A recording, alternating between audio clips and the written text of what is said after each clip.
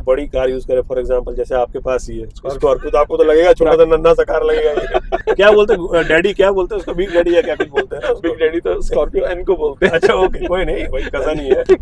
कोई भी पुरानी कार ईवी में नहीं लेना चाहेगा, वो ये मान के ही चलेगा कि इसकी बैटरी ऑलमोस्ट डेड होने वाली है या खत्म हो जाएगी, ठीक है। तो जो आपसे एक्स्ट्रा पैसे उन्होंने लिए, बैटरी का जो पैसा उन्होंने लिया, देखिए बाकी अगर अनाप शनाप चलाएंगे और आपका दिन खराब है तो आप तो मर्सिडीज में भी जाओगे तो सच बात है, चले ही जाओगे। प्रॉपर पावर क्रिएट करना चाहिए after burning of the fuel, वो क्रिएट नहीं होगा, क्योंकि गैस थोड़ा हल्का हल्का लीक करेगा, जो कि ऐसे नहीं पता चलेगा आपको कि जो सीएनजी जो बर्निंग होती है वो काफी हाई टेम्परेचर में बर्निंग होती है, तो जो इंजन का वैल्व होता है वो थोड़ा थोड़ा पिघलने लगता है। हेलो जी, कैसे हैं आप? उम्मीद करता हूँ आप लोग बहुत अच्छे होंगे और अपना बहुत ज़्यादा ध्यान रखे होंगे। तो आज हम आपके लिए जो नई गाड़ी लेके आए हैं वो है मारुति की एक affordable, reliable and luxurious MUV XL6, और ये है सीएनजी में। हेलो अभिषेक जी, कैसे हैं? अभिषेक जी से हम ये एक्सपीरियंस पूछेंगे उनका कि उन्होंने XL6 सीएनजी में ली तो क्यों ली, उसकी पेट्रोल की एवरेज कैसी थी और सीएनजी का इनका एक्सपीरियंस कैसा है, सब चीजें पूछेंगे। लेकिन सबसे पहले अपना प्लीज इंट्रोडक्शन दीजिए sir. Hello friends, I am Abhishek Prasad. मैं एक एडवोकेट बाय प्रोफेशन हूँ और मोस्टली दिल्ली में प्रैक्टिस करता हूँ, high court, trial courts as well as in supreme court. तो जय जी से मेरी कनेक्शन हुई थ्रू यूट्यूब। मेरे को अचानक से इनका एक वीडियो रिकमेंडेशन में आ जाता है, तो मैंने इनका वीडियो देखा, कंटेंट मुझे काफ़ी पसंद आया, तो वहाँ से हमने इनको कनेक्ट किया। तो चूंकि ये भी दिल्ली एनसीआर में ही थे तो हमारा एक बन गया आपस में कि चलो मिल के एक वीडियो बना लेते हैं, इसमें शूट कर लेते हैं। और अभिषेक जी, मैं जैसे देख रहा था कि XL6 सीएनजी के बहुत कम रिव्यूज़ हैं। मैंने वैसे मैं एक और चीज़ ऐड कर दूं, सर का भी अपना चैनल है, प्लीज़ सर अपने चैनल के बारे में बता दीजिए। अभी ब्लॉग्स करके हैं, अभी ABHILAWVLOGS ब्लॉग्स। तो मैंने आपका व्लॉग देखा था सीएनजी वाला। तो XL6 की जहां तक मैंने सुना है कि माइलेज अपने आप में ही बहुत अच्छी है, तो फिर भी आपने सीएनजी क्यों ली? जस्ट इस कार से पहले मेरे पास थी जो वो थी Brezza, Maruti Brezza ZDI plus top model car थी, और मैंने उसको एवरेज उसका निकाला था 19-20 का माइलेज मुझे मिल जाता था सिटी ड्राइव में, और जो कि दिल्ली के पीक ट्रैफिक में मैं गाड़ी चलाता था उसमें, and I was very much satisfied with the car. अच्छी कार थी, बट ठंड के समय में एक पंगा आ गया। दिल्ली एनसीआर में क्या हो जाता है कि डीजल गाड़ी जो भी है बैन हो जाती है, गवर्नमेंट उसको टेम्पररी बैन करती है। उस समय पराली का जो पोल्यूशन होता है तो उसमें डीजल की कार्स भी फॉल कर जाती है, और खास करके BS4 अगर या उससे पहले वाली जो भी कार्स है उनको सबको टेम्पररी बैन कर देते। मेरे को दिक्कत होने लगी क्योंकि मुझे रोज ट्रैवल करना पड़ता था कोर्ट्स के लिए, फिर कई जगह क्लाइंट से मीटिंग के लिए भी जाना होता था। दूसरी बात, मेरे को हमेशा लगता था कि यार ऐसी गाड़ी नहीं लेना है कि जो फ्यूल कंजम्पशन बहुत ज़्यादा करे। मेरी ये प्रायोरिटी रही शुरू से। एक आपकी बात काटूंगा। आपकी जब मेरे से कल फोन पे बात हुई, मुझे आपका एक ना सेंटेंस बहुत अच्छा लगा था कि आपने कहा कि यार जो काम अगर मेरा 20,000 रुपये में हो सकता है तो उसके लिए मैं हाई फाई गाड़ी ले लूँ। हाई फाई का मतलब कम माइलेज वाली गाड़ी और बहुत ज़्यादा दिखावे वाली गाड़ी, और उसमें मैं 80,000 रुपये का पेट्रोल फूक दूँ, उसकी भी क्या सेंस है? XL6 को लेने से पहले आपने और कौन कौन सी कार्स देखी थी, और ये कौन सा वेरिएंट है? देखिए, XL6 लेने से पहले मैं गया था ग्रैंड विटारा, मैंने एक देखा, मैंने टोयोटा हाईराइडर चलाया था, एक कुशाक का मैंने देखा था, वो भी चलाया था, लेकिन माइलेज के बारे में लोगों ने बताया कि यार माइलेज इसका 12-13 से ऊपर जाता ही नहीं है। मुझे टोयोटा हाईराइडर चलाने में ठीक लगी, जो कि फुल हाइब्रिड थी, साइलेंट कार थी, बढ़िया लगी। लेकिन जो उसकी प्राइस जो हमें जो समझ में आ रहा था, जो मॉडल समझ में आ रहा था, वो था करीब 19 लाख के आसपास बैठ रहा था वो गाड़ी। ओके, वरना उसका जो टॉप एंड है वो 24 के करीब। हाँ, 24 के करीब है। वहीं पर खड़ी थी XL6। फिर XL6 को लगा कि एक बार देखते, तो अंदर जब एंटर किया कार में तो वो कार काफी स्पेसियस दिखी। स्पेसियस के साथ साथ क्या लगा कि प्राइस भी मैं देखा, तो करीब 4 लाख रुपए सस्ता मिल रहा। फिर मैंने सीएनजी कार मंगवाई, उसका टेस्ट ड्राइव मैंने किया। जैसे अभी आप इसको यूज करते हैं तो आप एक दिन में आपकी कितनी रनिंग हो जाती है? मैं देखा हूँ कि ऑलमोस्ट 90 to 100 किलोमीटर की रनिंग आराम से हो जाती है। ओके, अच्छा, तो इसका मतलब यही है कि तभी आपने जो ये गाड़ी इतनी चला दी है। जी देखिए, अभी ये 42,000 किलोमीटर से ऊपर हो चुकी है कार मेरी। और मैंने इसको जो लिया था, डिलीवरी हुई थी मेरी 2023 जनवरी में हुई थी मेरी। अरे क्या बात है, तो रनिंग का 1.25 साल ही लगभग हुआ है और 1.25 साल में आपने चला दिया इसको खूब अच्छे तरीके से आपने इसका निचोड़ निकाल लिया। अच्छे तरीके से। मुझे लगता है फिर आपसे बढ़िया इसका रिव्यू देने के लिए कोई दूसरा बंदा हो नहीं सकता। चलिए बढ़िया है। तो अगर मान के चले आप रोज की अगर 100 किलोमीटर इसकी चला रहे हैं गाड़ी को, तो आप सीएनजी कितना फिल करवाती हैं और वो कितनी चलती है, क्या माइलेज देती है? अगर छोटा मोटा सा हिसाब देखिए। माइलेज का मैं हिसाब आपको बता रहा हूँ। मैंने इसको माइलेज को एग्जैक्ट कैलकुलेशंस किया था जब मैंने कार ली थी। जैसे मैंने बताया, जय जी ने बताया कि मैंने भी अपने रिव्यूज डाले हैं इस कार के बारे में, XL6 के लिए। यस। जब मैंने कार ली थी, मैं उस समय दिल्ली में रह रहा था और क्राउडेड प्लेस था, काफ़ी ट्रैफिक का टाइम रहता था क्योंकि मैं कोर्ट निकलता था उस समय, पूरा पिक ट्रैफिक टाइम, और रिटर्निंग भी ऑलमोस्ट पिक ट्रैफिक टाइम में ही रहता था। उस समय मैंने माइलेज की निकाली थी तो करीब 24 से 25 का माइलेज मुझे सीएनजी में निकला था उस समय। ये एवरेज तो मान के चलिए, अगर आपकी गाड़ी आप 4 पहियों पे चल रहे हैं, एसी साथ चला रहे हैं, हाँ, और 4 लोग भी कम से कम साथ चल रहे हो, 5-6 भी चल सकते हैं, हाँ। उस कंडीशन में अगर आप कह रहे हैं 25-26 की एवरेज, तो ये तो टू व्हीलर से भी बहुत बढ़िया है, बहुत बेटर है। और आपको एक चीज और बताऊंगा मैं। देखिए, मैंने जो उस समय कैलकुलेशन किया था, उसमें मेरी कार की सर्विस शायद फर्स्ट सर्विस ही हुई थी। ओके। और जो इंजन को बोलते हैं ना, इतना रमता नहीं, टाइम लगता है उसको रमने में, समय लगता है जी। बट इसको मैंने फिर बाद में इसको थोड़ा लॉन्ग ड्राइव पर भी मैंने टेस्ट किया। इसको लंबी दूरी, फॉर एग्जांपल 700 किलोमीटर की मैंने ड्राइव की थी। मैं इसको लेकर गया था, आपका प्रयागराज लेकर गया था। तो मैंने इसका कैलकुलेशन किया था, अगर आप थोड़ा सा ढंग से चलाओगे गाड़ी को, तो सीएनजी की जो माइलेज निकल कर आई थी वो करीब 34 किलोमीटर पर केजी का माइलेज निकल कर आया था। अरे वाह, क्या बात है। तो आप सोच सकते हो, इतनी बड़ी कार है, 6 सीटर कार है सच में। Exactly 34 kilometre. और उसको मैंने डाला भी, वीडियो में डाला, पूरा ब्रेकअप के साथ डाला हुआ है उसको। ओके। तो मैं खुद सरप्राइज रह गया कि जो कंपनी क्लेम करती है उससे भी ज्यादा इसकी माइलेज निकल सकती है इस गाड़ी की। Very good. मतलब it's a very efficient car. मेरे ख्याल से तो मैंने जो बात कही वो कहीं गलत नहीं थी कि टू व्हीलर के बजाय बंदा इसी में घूम ले। सर्दी, गर्मी, बरसात, हर चीज से बचा रहेगा। और ज्यादा लोग साथ में जा भी सकते हैं। ज्यादा लोग साथ में चले भी जाएंगे, और सेफ्टी अंदर बैठ के है ही से। मैंने जैसे सीएनजी के XL6 की बात नहीं कर रहा हूँ, मैंने और गाड़ियों के कुछ रिव्यूज देखे यूट्यूब के ऊपर, तो उसमें मैं लोगों के देखता हूँ कि ये तो फैक्ट्री फिटेड है, ठीक है, इसमें तो कंपनी ठीक कर देती होगी, लेकिन मैं कई लोगों के साथ प्रॉब्लम्स देखता हूँ कि सीएनजी में प्रॉब्लम हो जाती है ना, तो मतलब जैसे पटाखे मार रही है, मिसिंग कर रही है, कुछ और तरह की प्रॉब्लम्स कर रही है, तो कंपनी वाले उस चीज को देखते नहीं है। कंपनी वाले कहते हैं कि सीएनजी वालों के पास लेके जाओ, सीएनजी वाले कहते हैं कंपनी वालों के पास लेके जाओ। कभी सीएनजी में आपको ऐसा कुछ इशू आया कि जो कंपनी वाले भी नहीं ठीक कर पाए, या मतलब कुछ ऐसा कभी कोई दिक्कत आई सीएनजी में? देखिए, हाँ, सही, बड़ा ही वैलिड क्वेश्चन है ये सबसे पहली बात, क्योंकि कभी ना कभी, अगर आपने पहले भी सीएनजी की गाड़ियां चलाई हैं, कभी ना कभी एक एक्सपीरियंस ये जरूर होता है।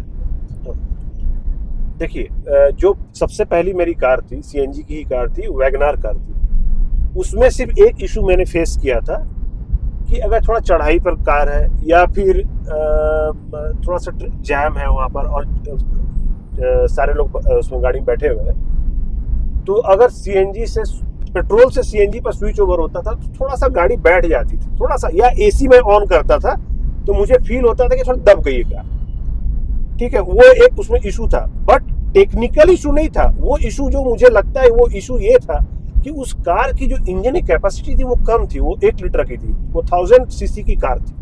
बट अभी जो वाली जो कार है, ये 1.5 लीटर की इंजन है इसमें, तो इसमें एम्पल पावर, इस चीज को शायद मारुति ने पहले भी नोट किया होगा कि बड़ी कार है तो इसमें 1200 सीसी की इंजन से देने से लोग इतने सेटिस्फाइड नहीं हो रहे थे, उनको अंडर पावर्ड फील हो रही थी। तो इस कार में वो चीज नहीं है। इसमें जो स्विच ओवर होता है, अगर पेट्रोल से अगर आपका सीएनजी में स्विच ओवर होगा या वाइस वर्सा, आपको पता भी नहीं चलेगा। और ये मैं आपको बता रहा हूँ, 6 लोग भी अगर कार पर चल रहे हैं और हाईवे पर चल रहे हैं, तब भी आपको नहीं पता चलेगा। There would be no depth of power, कोई भी आपको कमी इसमें फील नहीं होगी इस गाड़ी में। दूसरा, जो आपने ये कहा कि जो प्रॉब्लम आती है कि जो पटाखे उठाके फूटते हैं, तो खैर मैंने ना तो वैगनार में ऐसा नोट किया, ना तो इस कार में ऐसा नोट किया।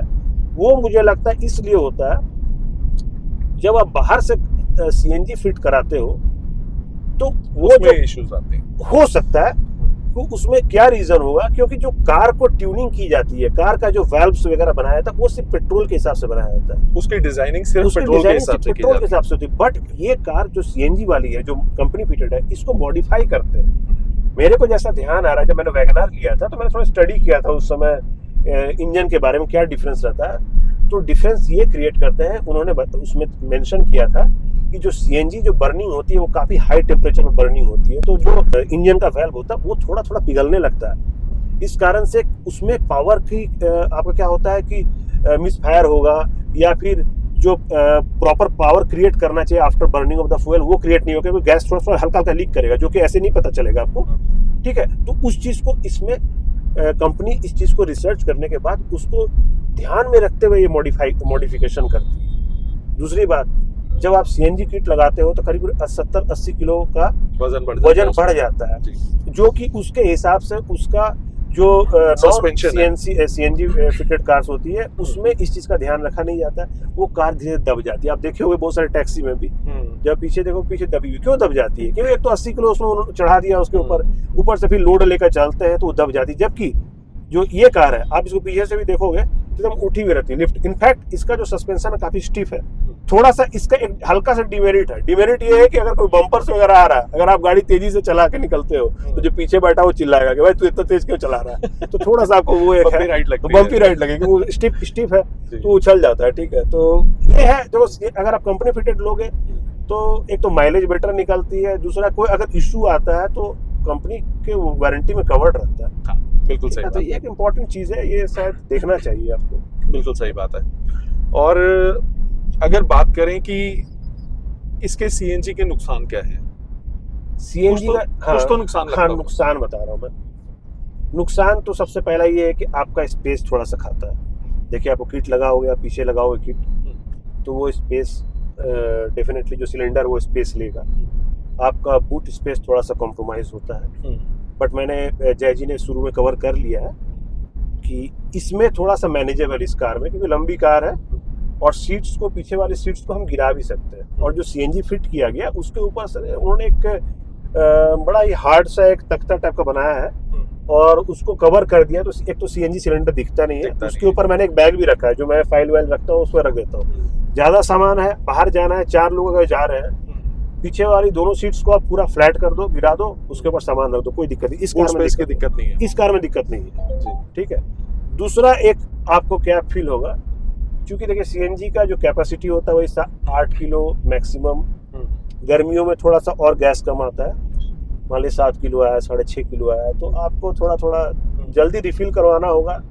दूसरा फाउंडेशन हो जाती है आपकी, थोड़ा सा टाइम लगता है, जैसे आप सीएनजी लाइन में लगोगे टाइम लगेगा। तो बस ये है डिमेरिट। बाकी तो डुअल फ्यूल है। एक और मजा है कि आपकी अगर आप कहीं लंबे राइड पर निकल रहे हो, दोनों भरवा के निकल लो, आपको 200-250 किलोमीटर की एक्स्ट्रा आपको मिल जाती है यहाँ पर एक डिस्टेंस कवर करने का। सही। वेरिएंट कौन सा है और प्राइस क्या था इसका जब आपने लिया था? जो ये कार है XL6 में, देखिए अगर सीएनजी पर आप जा रहे हो तो सिर्फ एक ही वेरिएंट मिलता है, वो है जेटा वर्जन। ओके। ये टॉप, अगर आप मान लो पेट्रोल से कंपैरिजन करोगे तो टॉप, इसके ऊपर जस्ट एक टॉप आता है, उसमें डिफरेंस आ जाता है। तो 360 डिग्री कैमराज आ जाते हैं, साथ में लेदर सीट्स आ जाता है, और फ्रंट जो सीट्स होते हैं, दोनों सीट्स होते हैं, उसमें वेंटिलेटेड सीट्स होते हैं। तो इसमें वो चीज़ नहीं है। प्राइस क्या था इसका? इसका आई थिंक 14.3 लाख 30 लाख मुझे पड़ा था इसका, मतलब 14,30,000 रुपये इसके पड़े थे मुझे, जैसा ध्यान में आ रहा है। सच में? हाँ, और करीब शायद 20,000 का मैंने इसमें एसेसरीज लिया था शायद। ओके। तो मुझे लगता है 15 लाख रुपए में कोई दूसरी कार ऐसी नहीं है जो 6 सीटर जैसे ये है, 6 सीटर बैठ पाए और इतना रीजनेबल हो चलाने में, इतना अफोर्डेबल हो। देखिए, एक किया की कैरिंस आती है, कैरेंस है, लेकिन वो सीएनजी में नहीं है मेरे ख्याल से। मेरे को पता नहीं, क्योंकि नहीं, मैंने मेरे ख्याल ले से लिया, फिर मैं इसको रिसर्च नहीं किया उस चीज़ नहीं है। अच्छा सर, एक और बात बताइए। एक बहुत वैलिड क्वेश्चन है जो हर बंदा ये जरूर सोचता है इस बारे में, गाड़ी लेने से पहले बंदा सेफ्टी के बारे में सोचता है। तो आपको ऐसा नहीं लगा कि मारुति की बिल्ड क्वालिटी थोड़ी सी हल्की है? मैंने हाँ, ठीक है, ये क्वेश्चन, ये चूंकि ये क्वेश्चन चलता है मारुति के बारे में बहुत ज़्यादा, तो मैंने बताया जैसे ब्रेजा थी वो शायद 4 स्टार इनकैप में थी, मुझे लगता है, जैसे ध्यान में आ रहा है। ठीक है, बट उसके गेट्स मैंने बताया कि वो गेट्स थोड़ा हल्के थे, मैं सेटिस्फाइड नहीं था उतना ज़्यादा। जब मैंने न्यू कार देखी ब्रेजा की, तो उसका जब मैंने गेट खोल के देखा, उसका ओपन किया मैंने डोर, तो वो काफ़ी हेवी और उसमें मुझे स्टडीनेस काफ़ी फील हुई, चेंजेस फील हुए काफ़ी। इस कार का भी मैंने जो फील देखी, फील की बात करो, अंदर क्या है वो तो मुझे भी नहीं पता, बट जब मैंने इसके भी डोर्स ओपन किए तो डोर्स देखा गाड़ी के काफ़ी हेवी है, बेटर क्वालिटी के। पहले से इन्होंने चेंजेस किए हैं इसमें, शायद बलिनो में भी ये चेंज आया था, इसके मैंने कुछ वीडियोस देखे भी। ओके, तो वो ठीक है। दूसरी बात, इसमें 4 आपका इन्होंने एयर बैग्स भी दे रखे हैं जी। तो ठीक है। अब देखिए, बाकी अगर अनाप शनाप चलाएंगे और आपका दिन खराब है तो आप तो मर्सिडीज में भी जाओगे तो सच बात है, चले ही जाओगे, उसका लेकिन तो कुछ आप कर ये नहीं बात सकते ठीक हो। कह रहे हैं, क्योंकि जो हमारा पहले वाला रिव्यू था, हाँ। मैंने उनसे भी यही बात पूछी थी, तो उन्होंने यही बताया था कि उनकी गाड़ी की जी डिजायर से एक्सीडेंट हुआ, जी तो उस एक्सीडेंट में उनकी गाड़ी को कुछ नहीं हुआ था, लेकिन डिजायर पूरी तरह से डैमेज हो गई थी। तो उन्होंने कहा था फिर भी बाकी गाड़ियों के मुकाबले इसको थोड़ा बेटर किया गया है। मेरे ख्याल से तो मैंने जो बात कही वो कहीं जी। गलत नहीं थी कि टू व्हीलर के बजाय बंदा इसी में घूम ले। सर्दी गर्मी बरसात हर चीज से बचा रहेगा और ज्यादा लोग साथ में जा भी सकते हैं। ज्यादा लोग साथ में चले भी जाएंगे और सेफ्टी अंदर बैठ के है ही से। एग्जैक्टली, कंफर्ट है, सब कुछ हाँ है। कुछ और भी ऐड कर रहे थे इसके बारे में? हाँ, एयर कंडीशन के बारे में पूछ सकते हैं, ये भी लोगों का एक सवाल रहता है कि इस गाड़ी की एयर कंडीशन कैसी है। तो मैं एक चीज़ कहूँगा, इसमें देखिए एक क्या फीचर दिया, एयर कंडीशन का तो जो नॉर्मल फीचर्स है उसमें है, ठीक है। यहाँ से आपको ऑटो एसी है वैसे इसका? हाँ, ऑटो एसी है इसमें। दूसरा साथ में यहाँ पर देखिए, ये जो 2 प्लेसेस है, फॉर एग्जांपल अगर आप यहाँ पर छोटा कोई ग्लास रख दो या छोटे बॉटल्स रख लो, तो यहाँ भी वेंट्स दिए गए हैं, तो इससे ठंडी हवा निकलती है। ओके, एयर कंडीशन का ही है ये। अच्छा, यस, इस दोनों प्लेस में यहाँ पर ओके। देख सकते हो, ठीक है। देखो ठंडी। ओके, सही है। तो ये एक तरह से कूल ग्लोव हाँ, बॉक्स का अगर काम जैसे कर मैं रहा है। कभी करता हूँ, फॉर एग्जांपल मैं दिखा रहा हूँ, ये देखिए छोटा बॉटल है, हाँ। ठीक है, इसमें पानी भर के रख दो, चिल्ड हो जाएगा एकदम पूरा। तो बिल्कुल डिफरेंट फीचर है एक। ठीक है, हाँ, ये एक हो गया फीचर इसमें। इस रेंज की गाड़ी में ये बहुत अच्छी चीज है और यूजफुल है, बता रहा हूँ, जैसे हाँ। आप लंबी ड्राइव पर जा रहा हूँ, छोटा पानी का बॉटल रख दो इसमें, ये आपका चिल्ड कर देगा, जैसे आप फ्रिज में रखते हो उसी टाइप से कर देगा। दूसरा, इसके अलावा क्योंकि लंबी गाड़ी है, तो देखिए यहाँ पर देखिए जय जी, ये देखिए, ये पोर्शन शायद आपको इधर से आपको बैक से दिखाना पड़ेगा। ये जो है यहाँ पर ना, ये ब्लोअर दे रखा है जी, ठीक है। और ये ब्लोअर अच्छा स्ट्रॉन्ग ब्लोअर है, इनफैक्ट आपका लास्ट शिफ्ट तक इसमें से थ्रो जाता है हवा का। ओके। और मैं अभी जस्ट कुछ दिन पहले ही इलाहाबाद से रिटर्न होकर आया हूँ, प्रयागराज से रिटर्न होकर आया था। टेम्परेचर्स अराउंड, क्योंकि दिन में मैंने गाड़ी चलाई थी, 47-48 डिग्री टेम्परेचर चल रहा था, उसमें सेल्सियस के टेम्परेचर चल रहा था। ओके, बच्चे पीछे बैठे हुए थे, मैं और मेरी वाइफ आगे बैठे हुए थे। उन लोगों ने ब्लोअर बंद कर दिया, बोले पापा ठंड लग रही है। और टेम्परेचर मैंने उसमें 24 डिग्री सेट करके रखा था। सोचिए, बाहर का टेम्परेचर करीब 48 डिग्री टेम्परेचर चल रहा है, 48 डिग्री सेल्सियस। और उसके बाद उन्होंने ब्लोअर बंद कर दिया क्योंकि उनको ठंड लगी। फिर मैंने टेम्परेचर को बढ़ाया, इसको 25 डिग्री पर किया इसको। तो आप इससे समझ सकते हो कि इसका एयर कंडीशन बहुत ही बहुत पावरफुल, बढ़िया, बहुत सेटिस्फैक्टरी। बहुत बड़ी। सारी बातें तो हो गई जी। अब देखिए सर, कमियां हर चीज में होती हैं, तो Exactly. इसमें क्या कमी है सर? देखिए, इसमें क्या कमी मुझे लगी, सबसे पहला जो हम स्टार्ट ही करते हैं, एक तो ये कमी लगी, ये देखिए, ये जो सिस्टम है, ये सिस्टम थोड़ा सा और इनका अपग्रेड होना चाहिए था। कभी कभी ये क्रैश भी करता है, मैंने देखा है इसको, जैसे चल रहे हैं हम इसमें। दूसरा क्या है, ये वायरलेस कनेक्टेड नहीं है, इसके लिए मुझे केबल से कनेक्ट करना पड़ता है। देखिए मोबाइल से, देखिए नीचे मैंने कनेक्ट कर रखा है। अच्छा, ठीक है, वो एक फीचर होना चाहिए, क्योंकि गाड़ी जब चलती है वाइब्रेशन होता है, तो धीरे धीरे ना ये जो प्लग्स यहाँ पर लगे रहते हैं मोबाइल के साथ, वो फिर क्या शेकी हो जाते हैं और फिर कनेक्शन डिस्कनेक्ट होता रहता है बीच बीच में, कभी कभी हो जाता है। जो कि फिर एंड्रॉइड ऑटो और एप्पल कारप्ले है, वो है, लेकिन वायरलेस नहीं, वायरलेस नहीं है। Okay. दूसरा, इसका जो पोजीशनिंग है, इसका जो इसका एंगल है, अगर आप ड्राइवर साइड से हो ना, तो आपको रिफ्लेक्शन काफी दिखेगा इसमें। हाँ, रिफ्लेक्शन मेरे ब्रेजा में नहीं था, वो बहुत अच्छा पोजीशनिंग था।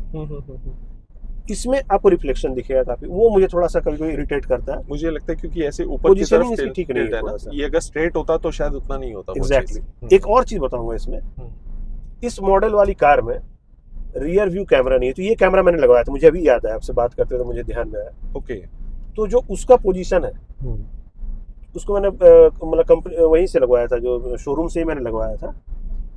उसका जो कैमरा का जो पोजीशनिंग है ना, वो इतना दूर तक नहीं दिखता। देखिए मैंने बैक किया अभी, थोड़ा दबा हुआ है, देखिए, इससे ना आपको दूर तक की विजिबिलिटी नहीं आ रही। तो ये थोड़ा सा एक है जो कि तो ये कंपनी से नहीं लग सकता था क्या? ये कंपनी इसमें दे ही नहीं रही। ये लगवाया है मैंने वहीं से, शोरूम से ही लगवाया। XL6 के टॉप एंड में भी नहीं आता क्या? टॉप एंड में आता है, उसमें आता है? 360 डिग्री कैमरा उसमें अच्छा ओके। और Okay. अच्छा एक चीज़ और मैं चाह क्या रहा था कि मेरे माइंड में ये था कि मैं ऐसी कार लूँ जिसमें वेंटिलेटेड सीट्स हो, ओके। क्योंकि मेरी ड्राइविंग लंबी रहती है, सिटी ड्राइव रहती है, गर्मियों में थोड़ा सा उससे कंफर्ट आ जाता है, लेकिन वो इन्होंने फैसिलिटी दिया नहीं CNG वाले। ओके। तो ये थोड़ा सा कंपनी को सोचना चाहिए कि CNG लोग इसलिए नहीं ले रहे हैं कि वो एक मॉडल ऊपर नहीं ले सकते, नहीं ले इनफैक्ट सकते। उससे ज़्यादा कॉस्टली कार है ये, बिल्कुल 1.25 लाख से ऊपर कॉस्टली कार है। तो हम अगर आप वेंटिलेटेड सीट्स वाला इसमें ऑप्शन दे देते, 360 डिग्री वाला भी ऑप्शन दे देते, तो जो जिनको लेना है CNG उसके बाद भी ले लेते, क्या दिक्कत है उनके लिए एटलीस्ट ऑप्शन तो होना चाहिए था। तो ये ऑप्शन नहीं है इसमें। ये मेरी एक वीडियो थी XUV 700 वाली एक वीडियो थी, वो जो थे अपना एक्सपीरियंस शेयर करने वाले, उन्होंने ये चीज़ शेयर की थी कि देखिए कंपनीज के साथ ना एक चीज़ होनी चाहिए, बड़ा अच्छा एक वैलिड पॉइंट था कि कंपनी एक बेसिक कार बना दे, उसके बाद आपसे पूछे कि यार बताओ आपको इसमें क्या क्या चाहिए, आप क्या क्या चाहते अब हैं। जैसे मैं चाह कर भी नहीं ले पाया, क्योंकि अगर मैं चाहता वेंटिलेटेड सीट्स तो फिर मेरे को CNG मिलती ही नहीं। हाँ। वहाँ पैसे कंसर्न नहीं था, मैं 1 लाख रुपए और दे देता, मेरे को टॉप सब कुछ आ जाता। जैसे टॉप मॉडल है, अगर उसी टॉप मॉडल में साथ में CNG भी लगा रहे, ठीक है, 100 लाख रुपए एक्स्ट्रा उसका और कॉस्ट कर दो, जिनको लेना हो लेंगे, और नीचे का लेना हो तो नीचे का भी लेंगे। नीचे का लेंगे, सही बात तो है। ये थोड़ा सा मतलब थोड़ा सा मूड खराब हुआ है इसमें, मतलब क्योंकि मैं पहले से मन बना कर ही बैठा हुआ था कि इस बार मैं लूंगा वेंटिलेटेड सीट्स वाली लूंगा, तो वो मिल नहीं पाई मुझे। तो इसमें टायर साइज क्या आता सर? 16 inches, okay. 16 इंच। तो आपको ऐसा नहीं लगता कि एक साइज थोड़ा सा और बढ़ा देना चाहिए था, थोड़ी सी कार बल्की लगती, इसमें थोड़े से छोटे फील होते हैं टायर्स, ऐसा कुछ? देखिए अगर आप फॉर एग्जांपल अगर बड़ी कार यूज करें, फॉर एग्जांपल जैसे आपके पास ही है स्कॉर्पियो, तो आपको तो लगेगा छोटा सा नन्हा सा कार लगेगा ये, ठीक है, वो बड़ी कार है, वो अलग कार है। मेरे पास ट्रक है, वो अलग चीज है। वो क्या बोलते हैं डैडी, क्या बोलते हैं उसको, बिग डैडी या क्या कुछ बोलते हैं? बिग डैडी तो स्कॉर्पियो एन को बोलते हैं। अच्छा ओके, कोई नहीं, वही कजन ही है, कजन है, ठीक है। तो वैसी कार से अगर आप देखोगे तब तो आपको छोटा सा लगेगा, बट ये मैं कहूँगा कि ये कंप्लेंट इस कार के लिए पहले ज्यादा थी, जब 15 इंच का टायर दे रहे थे, उसमें थोड़ा सा अलग सा दिखता था कि बोला ऊपर से बड़ा सा बॉडी रख दिया गया है। हाँ, कार की टायर्स व्हील्स छोटे, अभी जो है ये बैलेंस्ड लगता है। देखिए बहुत बड़ी अगर टायर्स आती है तो it comes with a cost, not just पैसे के हिसाब से नहीं बोल रहा हूँ मैं, वो गाड़ी का जो डायनेमिक्स होता है ना उसको भी थोड़ा सा चेंज कर देता है। बड़े कार टायर्स आ जाएंगे जो कि कार को एक्चुअली रिक्वायरमेंट नहीं है, फिर वो आपको माइलेज को भी ड्रॉप कर देगा, ठीक है, उसका अलाइनमेंट्स वगैरह भी थोड़ा सा डिफरेंट हो जाता है।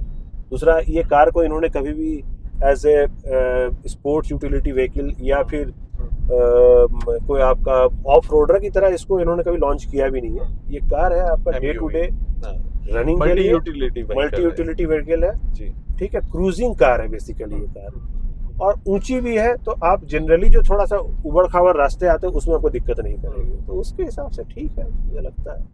बाकी तो धीरे धीरे मॉडिफिकेशंस आएगा, लोगों के क्या टेस्ट है उसके हिसाब से चेंज होता है। उन चीजों का तो अंत ही नहीं है ना, उसका कोई अंत नहीं है। हो सकता है कि 4 साल 5 साल बाद हम भी देखें ना यार गाड़ी क्या बदल गया, क्या चेंज हो गया, तो मोबाइल में जैसे होता है। वैसे मेरा एक पर्सनल क्वेश्चन हाँ है जी, कि इसके बाद अगर सोचते हो तो इसके बाद अब नेक्स्ट कौन सी गाड़ी लेंगे? फिलहाल बताओ, अभी एकदम नहीं सोच रहा हूँ क्योंकि ये मैंने गाड़ी में बहुत खर्च कर दिया। शौक था, कॉलेज से निकला था भाई, गाड़ी बड़ी थी नहीं, पढ़ाई वढ़ाई की, यहाँ पर फिर मैंने प्रैक्टिस किया, वैसे भी रही तो मेहनत की है, अच्छी बात है। गाड़ियाँ लिया, लेकिन मैंने हमेशा वैसे ही कार ली जो मेरे को मतलब पिंच ना करे चलाने में डे टू डे, तो I am satisfied with the car. तो उसको मतलब 15 साल चलाने का 15 साल का तो खैर नहीं चला, सोच के देखो ना, 1.25 साल में 1.5 साल में अगर 40,000 चल गई, इतनी मेरी पहले वाली कोई कार भी नहीं चली थी, तो उतना तो चल ही नहीं पाएगी। पता नहीं, हो सकता है 1 लाख 1.5 लाख किलोमीटर चलाते चलाते मूड चेंज हो जाए तो देख लेंगे। बिल्कुल बिल्कुल बिल्कुल, ये स्पॉन्टेनियसली अचानक होता है, अचानक होता है, कोई दिमाग में नहीं रहता। फिर उस समय मैं रिसर्च करना शुरू करूंगा, उस समय आपके वीडियोस भी देखने लगूंगा कि भाई देखे कौन सी कार आ रही, कौन सी कार आ रही। अच्छा जय जी, आपने क्वेश्चन पूछा था कि इसमें कमियां और क्या लगी, तो एक मैं मिस कर गया था, उसमें ध्यान से हट गया था मेरे को।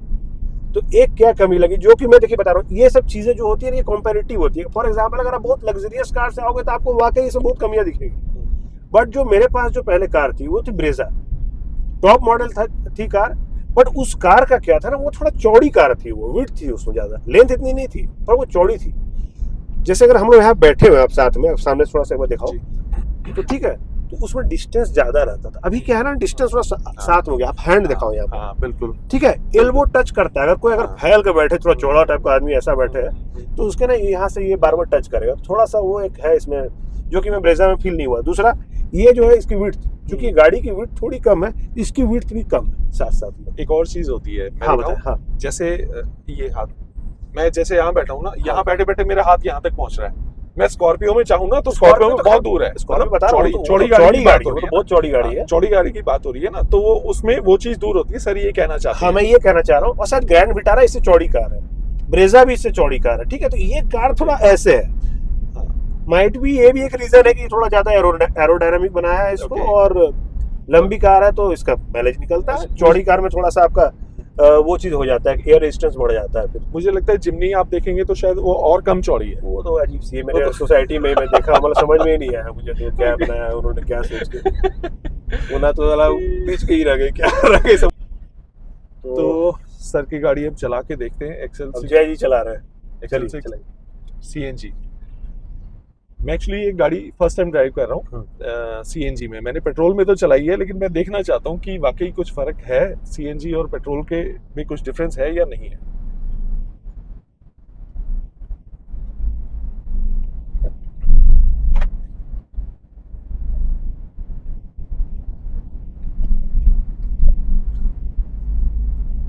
मैं सच बताऊं तो मैं जज नहीं कर पा रहा हूँ कि अभी ये पेट्रोल में है या सीएनजी पे है। अभी कुछ भी पता नहीं लग रहा है। मेरे को ऐसे ही फील हो रहा है कि मैं शायद पेट्रोल पे ही चला रहा हूँ। इसको बस आइडेंटिफाई करने का तरीका ये है कि वहां पर आप एक ग्रीन कलर का सीएनजी का एक देख रहे होंगे यहाँ पे ऊपर। यस, ओके, उससे पता चलता है कि गाड़ी अच्छा अगर पेट्रोल पे होगी तो ये पेट्रोल लिखा हुआ है। अगर आप ये भी कर सकते हो, यहाँ दबाओगे ना फ्यूल को, हाँ यस दबाओ, अच्छा पेट्रोल आ गया। पेट्रोल आ गया। आपको पता भी चला, बताइए तो। ना बिल्कुल भी नहीं। दोबारा प्रेस करोगे तो आप आ जाएगा, ये इसमें सीएनजी पर आ जाएगी। मैं कुछ सेकंड के लिए पेट्रोल पे चला के देखता हूँ कि पेट्रोल पे और मुझे इसमें सीएनजी में क्या फर्क लग रहा है। ये मैंने अब दोबारा सीएनजी में कर दी, तो नहीं बिल्कुल भी नहीं। यही बता रहा हूँ, ये मेरे को बिल्कुल कुछ भी नहीं पता लग रहा जी। बिल्कुल कोई, मतलब मेरे को हल्का सा जर्क तक भी नहीं लगा उसको शिफ्ट करने में, एक चीज। और दूसरी चीज, जैसे पिकअप हल्का सा कहीं कुछ आना चाहिए, बिल्कुल कुछ भी नहीं।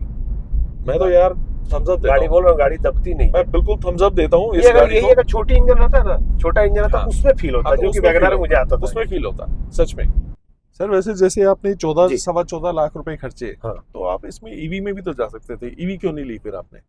देखिए हाँ, मतलब ईवी का सबसे बड़ी क्या मतलब एक डिफिकल्टी है, एक रेंज का इशू आ जाता है। दूसरी, मेरे पास सिर्फ एक कार है, ओके ठीक है। वो एडिशनल कार के लिए आप ट्राई कर सकते हैं, बट जिसके पास सिर्फ सिंगल कार है, प्राइमरी कार है, तो मैं वो रिस्क ले नहीं सकता था कि मेरे को कहीं बाहर जाना है तो फिर मैं कहाँ ढूंढता फिरूंगा कि चार्ज कितना है क्या है, तो इसलिए तो वो तो दिमाग में था नहीं। बट दूसरा एक था कि माइंड में आ रहा था कि हाइब्रिड के लिए, बट जो कार मुझे पसंद आ रही थी, फॉर एग्जांपल टोयोटा हाईराइडर थी, या ग्रैंड विटारा की भी जो हाईराइडर थी, सॉरी हाईराइडर नहीं, उसमें जो आ रहा था हाइब्रिड वाला मॉडल आ रहा था, तो उसमें जो मॉडल आ रहा था आई थिंक वो 19-20 लाख के आसपास का पड़ रहा था, जो मुझे लग रहा था। देखिए मैं मेंटली प्रिपेयर्ड था वहां तक भी खर्च करने की, लेकिन जब मैंने इस कार को देखा, फिर मेरे माइंड में ये कैलकुलेशन आया, एक तो स्पेस में ये उससे ज़्यादा निकली, दूसरा चला के देखा तो चलाने में मुझे सही लगा, कार कंफर्टेबल लगी, पोजीशनिंग सही लगी, ज़्यादा स्पेस है, एक सीट ज़्यादा है इसमें। दूसरा स्पेस, अगर हम पीछे वाली सीट को गिरा देते हैं तो उससे ज़्यादा इसमें आपको डिक्की मिल जाती है, ठीक है, बूट स्पेस मिल जाता है। फिर मैं सोच के देखा 4.5 लाख रुपए का एक्स्ट्रा कॉस्टिंग आ रहा है, तो जो भी हाइब्रिड कार या ईवी कार आती है तो उसमें सोच लीजिए, हाइब्रिड मैंने पूछा था तो 2.5-3 लाख रुपए का मेरे को जो बताया था उन्होंने कि सर इसकी बैटरी की कॉस्टिंग करीब 3 लाख रुपए का आसपास की होगी, और अगर आप प्योरली ईवी में जा रहे हैं तो उसमें सोच लीजिए 50 से 60% का जो कॉस्टिंग होता है वो बैटरी की कॉस्टिंग। बिल्कुल सही बात है, ठीक है, ये मेरा असेसमेंट है। वैसे बिल्कुल सही है, यही होता है। तो अगर आप 60% का या 50% का उसका कॉस्टिंग बैटरी का आ रहा है, और जो मेरा स्टाइल अभी तक रहा, मैं कार 3-4 साल के अंदर बेच देता हूँ, तो मेरी गाड़ी रन होती है, मैं फिर मन धीरे धीरे चेंज भी होता है कि चेंज करने में। जब आप वैसी कार को बेचने जाओगे तो आप सोच के रख लो कि आपका जो बैटरी का जो उन्होंने एक्स्ट्रा कॉस्ट लिया वो ऑलमोस्ट उसका जो डेप्रिसिएशन वो टोटल खत्म हो जाए।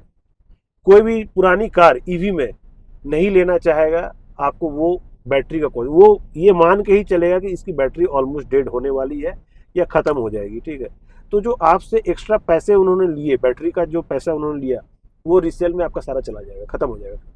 बिल्कुल सही कह रहे हैं। ठीक है, आपको नो डाउट ईवी के कारण आपका जो रनिंग कॉस्ट है वो कम होगा, लेकिन उसका आप ऑलरेडी आपने इतना ज्यादा चंक ऑफ मनी, 7-8 लाख रुपए आप पहले दे चुके 7-8 हैं। लाख रुपए आप ऑलरेडी दे चुके हैं, जो कि आपको रिसेल में मिलने वाला नहीं है। उसका 50% छोड़ दिए, हो सकता है 10-15% भी मिल जाए तो बहुत है। बिल्कुल बिल्कुल। तो आप अगर ओवरऑल कैलकुलेशन करोगे तो मुझे लगता है कि आप वही आप नेट टू नेट ही रह जाओगे, या तो मतलब उससे नीचे रहोगे या थोड़ा सा वैसे ही रहोगे, तो कुछ उसमें खास गेन होने वाला नहीं। मेरा अपना असेसमेंट मुझे लगा बहुत अच्छा निचोड़ आपने बता तो दिया, इसलिए मैंने इसको फिर बहुत डिसाइड अच्छा किया। निचोड़ बता दिया आपने। सच में जी। जिन्होंने ईवी लेनी होगी ना, उनके लिए ये चीज बहुत हेल्पफुल होगी।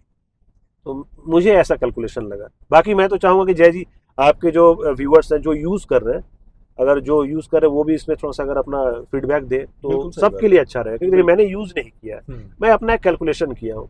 जो एक्चुअल यूज कर रहा है वो भी अपना इसमें कमेंट्स जरूर डालिएगा, इससे सबको फायदा होगा। बिल्कुल सही बात। एक्चुअली मुझे ऐसा लगता है कि शायद ये चीज भी बहुत मैटर करती है कि आप गाड़ी चलाते हैं कितनी है। जी। मैंने जैसे कई लोगों की देखी, उन्होंने 4 लाख 5 लाख किलोमीटर चला दी, तो देखो उन्होंने तो पूरा चूस लिया, उन्होंने तो गाड़ी की वैल्यू से भी बहुत ज्यादा निकाल लिया। उनके लिए तो ठीक है, हाँ। लेकिन अगर जिनकी चलनी, जैसे मैंने 7 साल में 1.25 लाख किलोमीटर चला दी, तो क्या चलाया? सही वो तो कुछ भी नहीं चलाया ना उस हिसाब से देखिए तो उसमें बचत नहीं होती है। अगर मैं 5 लाख चला देता तो मैं बहुत ज्यादा वो बचा लेता ऑब्वियसली, क्योंकि उसी पर वो सीएनजी के साथ भी ये बात है। हाँ। अगर जिसकी रनिंग अगर मान ली 1000 किलोमीटर भी नहीं हो रही है तो 1.25 लाख रुपए आप एक्स्ट्रा दोगे और थोड़ा डिक्की का स्पेस जाएगा और थोड़ा हार्डशिप आता है। देखिए सीएनजी भरवाने में थोड़ा हार्डशिप आता है, आपको लाइन में लगना पड़ेगा, ठीक है, कभी आपको जल्दी मिल जाएगा, कभी नहीं मिलेगा। तो ये कैलकुलेशन एक इम्पॉर्टेंट है जी। आपको ये देखना चाहिए, अगर आपकी रनिंग है नहीं 400-500 किलोमीटर 700 किलोमीटर है तो सिर्फ आपको डिक्की में पीछे क्यों स्पेस आप ले रहे हो, आप उसका एक्स्ट्रा कॉस्ट भी दोगे। साथ साथ जनरली लोग जो लेते हैं कार वो हमेशा लोन पर लेते हैं, तो आप उस पर इंटरेस्ट भी देते हैं। तो ये चीज आपको ध्यान रखना चाहिए, अगर आप एक्स्ट्रा कॉस्टिंग दे रहे हो तो साथ वो इंटरेस्ट के साथ कपल्ड अप हो जाता है, तो वो लास्ट में कुछ समय के साथ उसका एक मतलब एक मेजर पोर्शन आपका पैसा चला जाता है। बिल्कुल सही कह रहे हैं। तो आपको रनिंग को हमेशा ध्यान रखना चाहिए लेने के लिए। तो जी उम्मीद करता हूँ आपके सारे डाउट्स क्लियर हो गए होंगे सीएनजी को लेके, सीएनजी XL6 को लेके। तो सर का जो जवाब थे उन्होंने हर बातों के बहुत अच्छे से दिए, अपना एक्सपीरियंस बहुत अच्छे से शेयर किया। आप भी कोई अपना ऐसा एक्सपीरियंस शेयर करना चाहते हैं तो हमसे कनेक्ट कर सकते हैं, और सर के चैनल पे भी जरूर जाइए, विजिट कीजिए। सर बहुत अच्छे अच्छे व्लॉग्स डालते हैं, उनको भी अपना सपोर्ट दीजिए, प्यार दिखाइए अपना। तो चलिए मिलते हैं किसी नई वीडियो में। Okay, and thank you very much जय जी, बहुत अच्छा लगा इनसे मिलकर, वेरी नाइस पर्सन, मजा आ गया। दोबारा मुलाकात होगी जरूर। Thank you so much sir, बिल्कुल पक्का। Okay bye.